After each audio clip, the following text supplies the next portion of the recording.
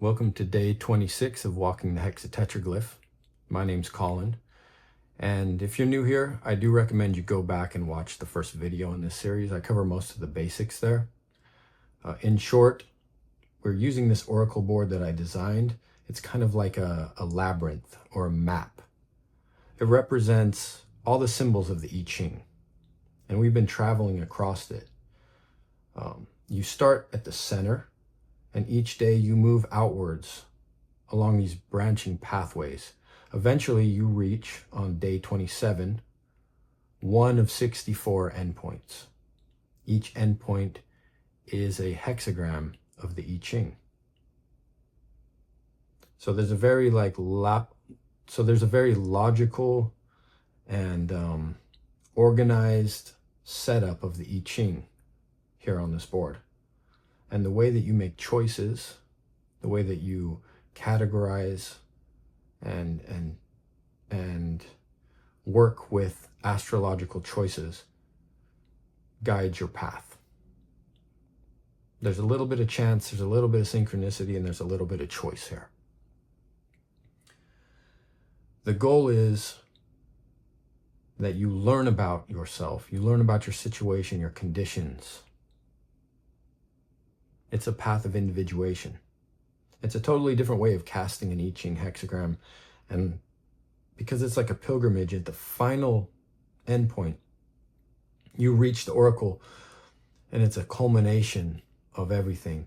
It's the wisdom of the I Ching calculated based off of the way that you traveled, the way that you walked the hexatetraglyph.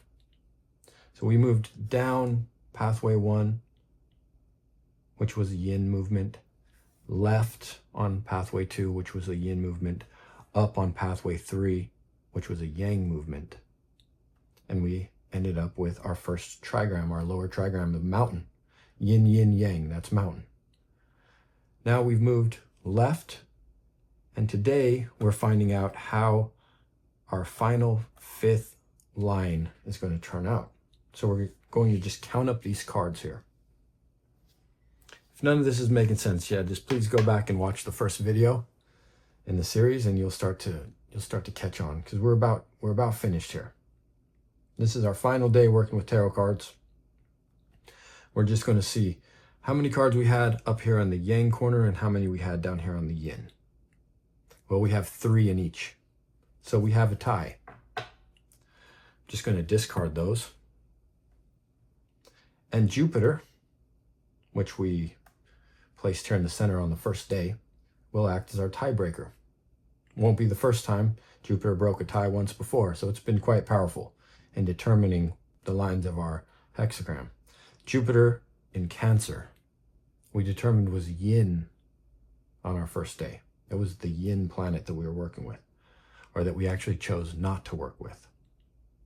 So it got to kind of be the ruler and sit at the center. We said, no, we're not going to work with you on day 1, but you can sit there in the center and be a tiebreaker. So it's breaking the tie, and it will do that to this lower pathway because it's yin, and yin is on the lower side. Had this been, I don't know, Mars and Aries, then we would have broke it to the top, most likely, right? We would have went up here to one of these 2 hexagrams. But now we know that we're going to either have hexagram 15 or hexagram 52. That's our options. Earth over mountain or mountain over mountain. We will find that out very shortly. Now, you may remember earlier in the game, I mentioned Jupiter is going to have a special little trick that it gets to do here at the end. He gets to do something that was unexpected. He gets to make a cameo, guest appearance. He comes back. I didn't choose to work with Jupiter at the very beginning, but I get a second chance here. And now, each day we draw 2 planets. Today I'm going to just draw 1 because Jupiter gets this guest spot here. No choosing required. So I'm going to reach into my dish and grab 1 random planet, which is Venus. And now I will categorize the two planets. My first instinct was Venus is going to be on the left as the yin and Jupiter on the right as the yang. But Jupiter's in Cancer and Venus is in Leo. And I think Venus in Leo is actually quite yang. Jupiter is exalted in Cancer, in that water sign. It kind of actually just expands the wateriness. It expands the energy of Jupiter. And it expands the energy of Cancer. Jupiter just makes that energy even bigger. So I think it's actually the yin planet today on the left. And Venus on the right. Now this is a big decision for me. I've put in a lot of work. This has been a tedious path to walk. It truly has been like a pilgrimage. It's been a very humbling and it's funny that I just said that. I'm looking at the hexagrams here. It has been an encounter with my own shadow. It's been a mirror that I've had to use to look at myself, to look at my story, and come to terms with where I am not integrating, not maturing, in ways that I've made excuses. It hasn't been an easy path. I didn't build this system so that it would be an easy path. I wanted it to be a challenge. And that's what it's been.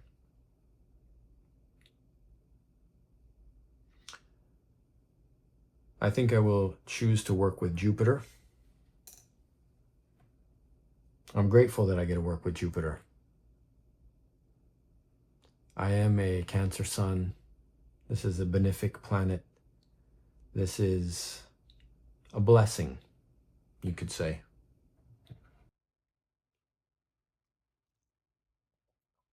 I feel like my energy is really weird today. I hope that you can forgive me for that. This is a big deal to me. The honest truth is I started thinking about this, creating a pilgrimage that I could take it home 8 years ago. And I played around with some different designs. I stopped working on it for about 2 years. I just felt like I can't figure out what it is. And then it came back to me. I said, no, the time is now to start working on this again. So you can imagine, this is my first time actually walking the hexatetraglyph. All kinds of dreams have influenced this. Dreams about stripping things away, which is a hexagram, by the way. Alchemical ideas that have shown up. Synchronicities. I've followed so many twisting and turning events. And this is all from someone who was a completely cynical, skeptical, rational type.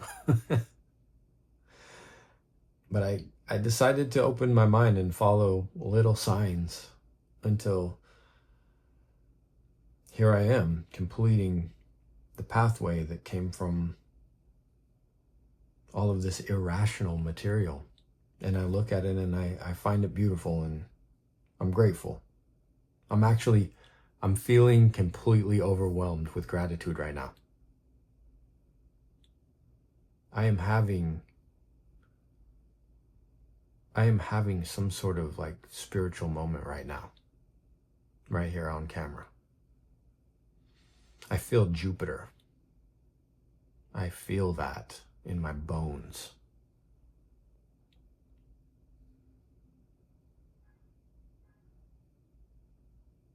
So, what is the blessing? If you want to take a moment and write in your journal about what you would like to inquire the tarot about, what the topic of the day is for you, you can do that.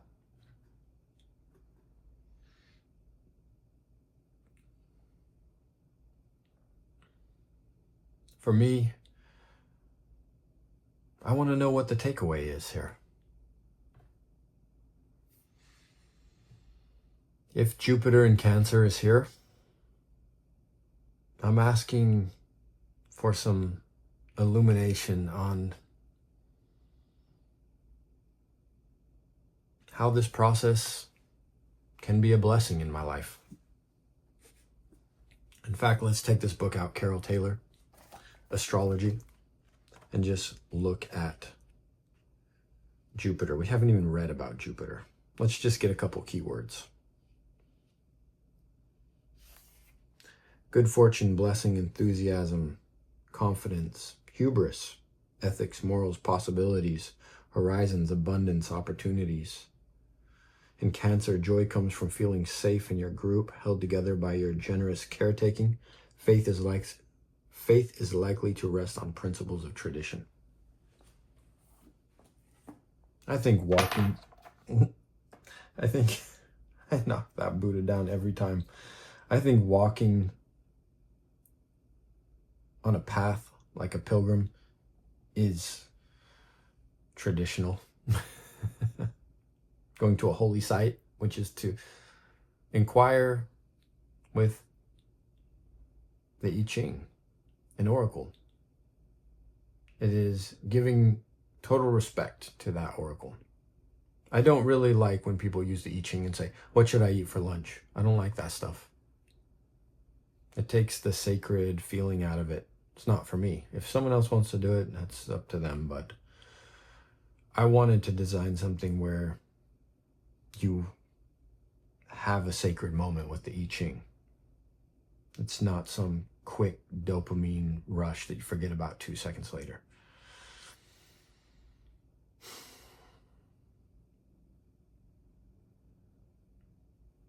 So Jupiter, this is a perfect moment to meet.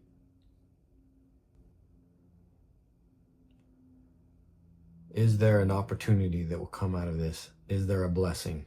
Just summarize this experience for me and show me what I've learned.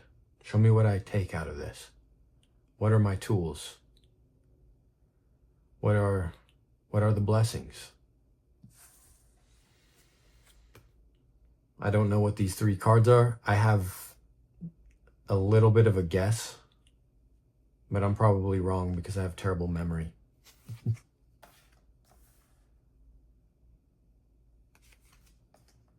I didn't know that one. That's pretty surprising. I didn't know that one. I was 1 for 3. I thought that one might be in there. My memory is better than I expected that I even knew 1 or kind of guessed 1. That's not a good idea probably to sit here and try to guess your cards, but you know, I am a rookie at this system too. I designed it, but I'm still learning. This is an experiment.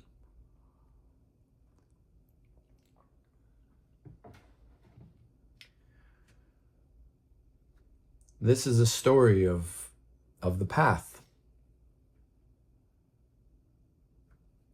This is how I've come into it. That card has a lot of Scorpio energy.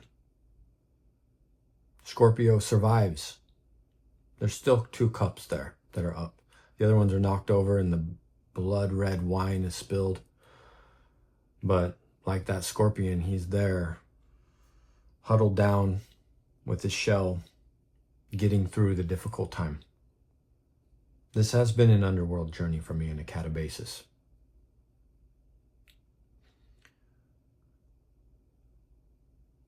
I have been using the energy of the Knight of Pentacles, getting those goosebumps again. The Taurus energy. I built this, I initiated it. I decided I wanted to do it and face my own death, my own tower, all of it, all the cards, all the difficult ones, 10 of Swords, the 5 of Cups. I wanted to. So I've done it. And I've done it slowly, methodically, plodding along, digesting a little piece at a time. I did that. I can keep doing that in my life. Thank you. Thank you, Knight of Pentacles, for showing me that. The Queen of Wands is fiery. It's got Aries in there. It's got Leo in there. It's got that little black cat there. I mean, it's water too, right? The Queen of Wands is water as well. But outwardly, she's open to the world and creative and interacting and confident. I see that little black cat though, and I think, that's that shadow there. I mean, nothing wrong with black cats, okay? If you see a black cat, be kind to it. The poor things get picked on.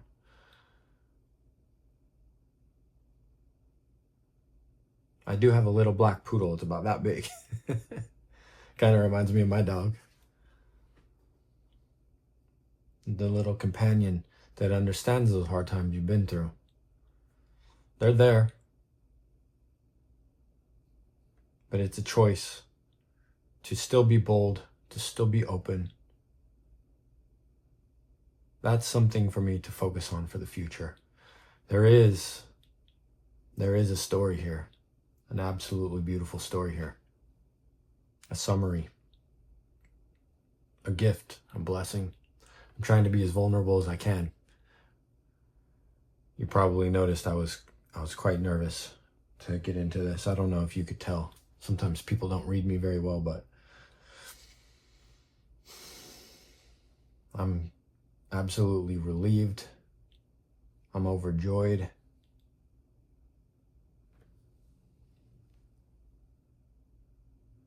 I'm a little heartbroken.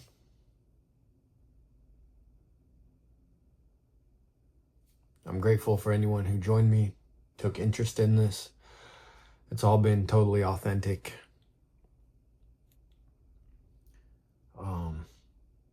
I hope that it's been valuable for you as well. I truly do.